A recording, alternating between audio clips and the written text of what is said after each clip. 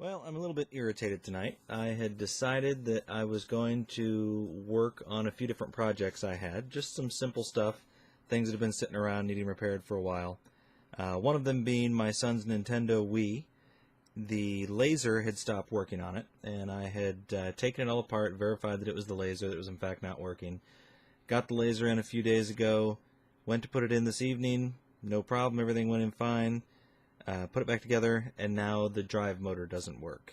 So I had to order a new one of those. I thought, well, won't let the evening be a total loss. I'll break out some of the PS2s I have that I wanted to fix. Got a couple of PS2 Slims.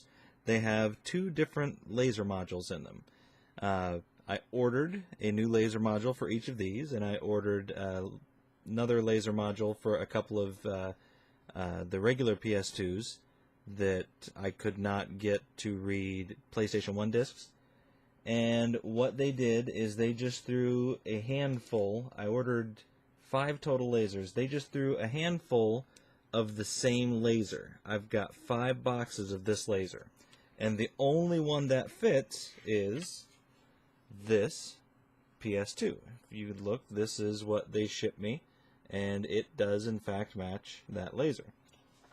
It does me no good for the regular PS2s or for this here. And if you look, this is a slightly different laser. A couple different differences, but in any case, I can't even make this work because it's not quite as wide and it won't fit on the tracks here. So, yeah, I'm a little irritated. They weren't all that expensive, but of course the two lasers that they didn't send me are the two more expensive lasers, and they just sent me a handful of these cheaper lasers. I don't know if that was in their thinking or not, or if they just grabbed a handful of whatever was there, but I'm irritated because I can't fix all this stuff now. So the PS2, the regular fat PS2s, I'll probably just end up selling as part models just to get rid of them instead of fixing them, making sure they all work. Or maybe I don't know, maybe I'll just sell them as, PS2s that won't play PS1 discs. I don't know. Something like that. So, anyway, since I've got here, and since I'm recording it, I'm going to go ahead and take this laser out. If you can't figure out how to get the top off of your PS2 Slim, then you probably shouldn't be doing this anyway. So, here we go. You're not going to be able to see specifically what I'm doing. Maybe I'll show you some stuff, maybe I won't, but I'm going to make a video out of it.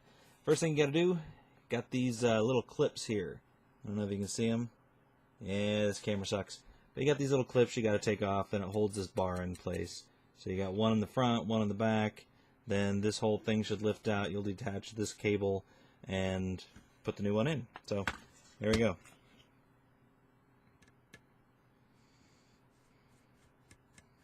Little bitty tiny screws. Don't want to lose them. Look how small that thing is. You barely even see it on the end of the screwdriver.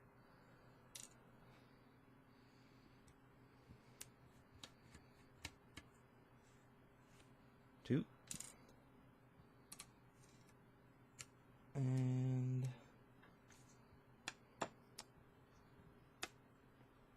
why would it be easy, right? It doesn't help to have big fat fingers, which is why you have needle nose pliers with a bend in the end. So you don't have to have tiny little fingers like normal people. I can have my big fat sausage fingers and still be able to take stuff apart.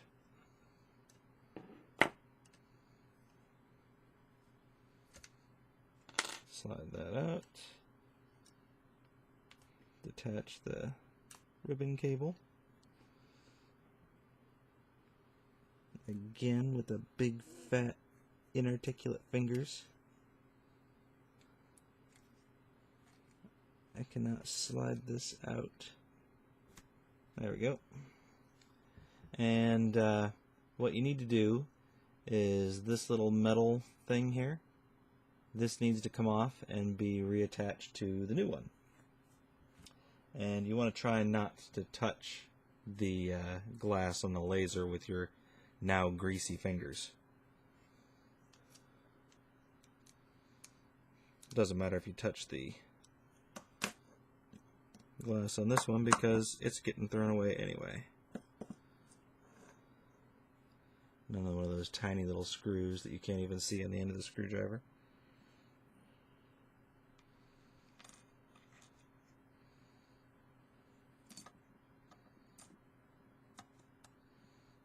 God, what I wouldn't do for skinny fingers some days.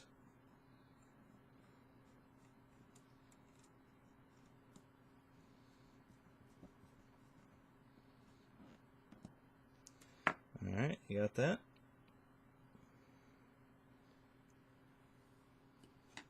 And we're going to reattach the ribbon cable. Again with the big fat inarticulate fingers. There we go.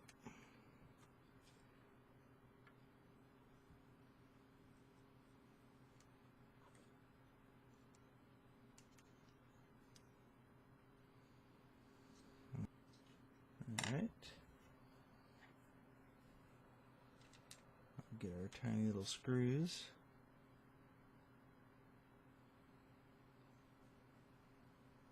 That look even more tiny in our ridiculously sized fingers.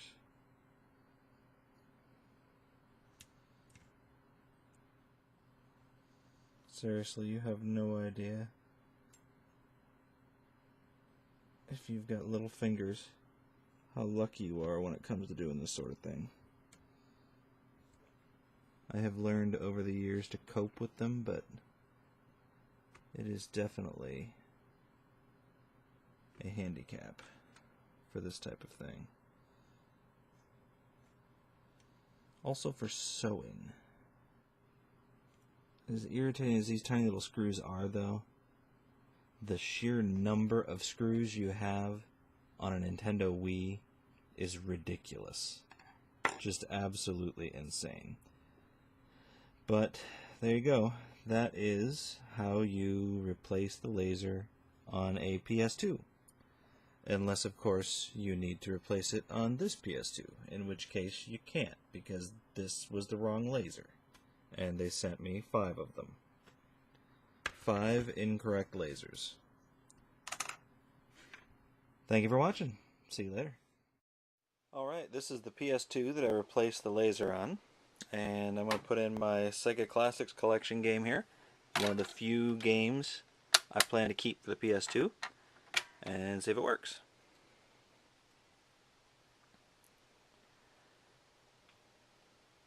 That's a good sign.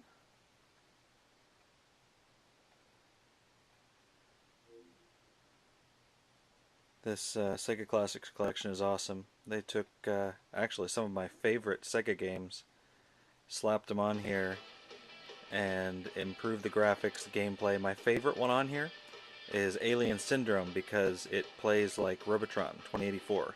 It uses the dual sticks. Maybe I'll do a gameplay of that someday. Love that game. I keep saying I'm going to do gameplays of all these games and I never do. Well, there you go. Laser replacement worked. Now, just for fun, this is the PS2 that I was unable to replace the laser in.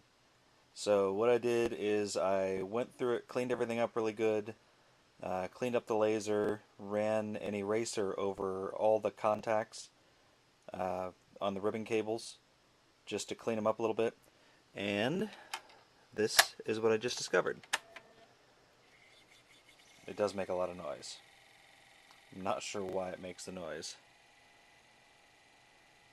but it plays the discs. Listen to that.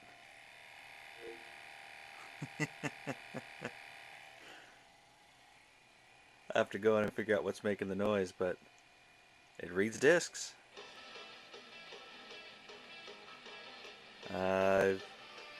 I'll probably keep this one because it's got a busted thing in the front, but if I can get it to stop making the noise, I have another working PS2 Slim. I think I paid $3 for this one.